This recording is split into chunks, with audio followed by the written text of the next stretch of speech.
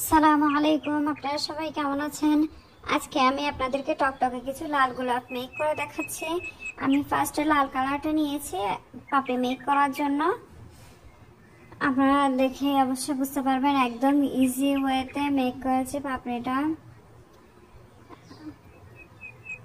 আপনারা যারা নতুন আছেন আমার চ্যানেলে আমার ভিডিও নিয়মিত দেখেন তারা অবশ্যই সাবস্ক্রাইব করে পাশের বেল বাটনটা অন করে রাখবেন যেন আমার ভিডিও আপলোড হওয়ার সাথে সাথে আপনারা নোটিফিকেশন পান।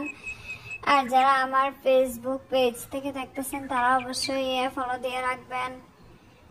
আমি মাঝখানের অংশটার জন্য মানে কলি অংশটার জন্য আমি একদম হালকা পিঙ্ক কালারটা নিয়েছি।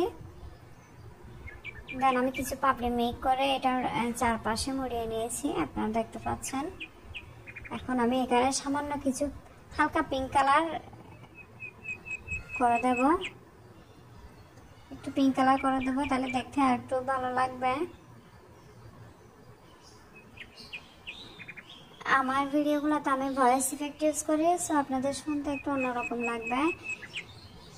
আমি স্টিক ছোট্ট একটা স্টিক অ্যাটাচ করে নিয়েছি। আসলে ফুলগুলাতে যত লম্বা স্টিক হয় তত ভালো লাগে, কিন্তু লম্বা স্টিক দিয়ে আমি ফুল মেক করতে পারি না, ক্যামেরার সামনে লেগে যায়, ব্যাকগ্রাউন্ড আর ক্যামেরাতে প্রবলেম হয়ে যায়। এই জন্য আমি স্টিক পরেই লাগাই, কিন্তু এটা ছোট করে দিয়েছি তার আগেই দিয়েছি। আমি সবগুলো পাপড়িগুলা অ্যাটাচ করে নিচ্ছি।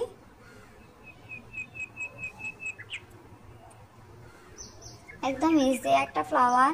দেন আমি সবগুলো পাপড়িতে একটু একটু হালকা পিঙ্ক কালার এটা লাগিয়ে নিচ্ছি, সবগুলো পাপড়িতেই দিব আমি।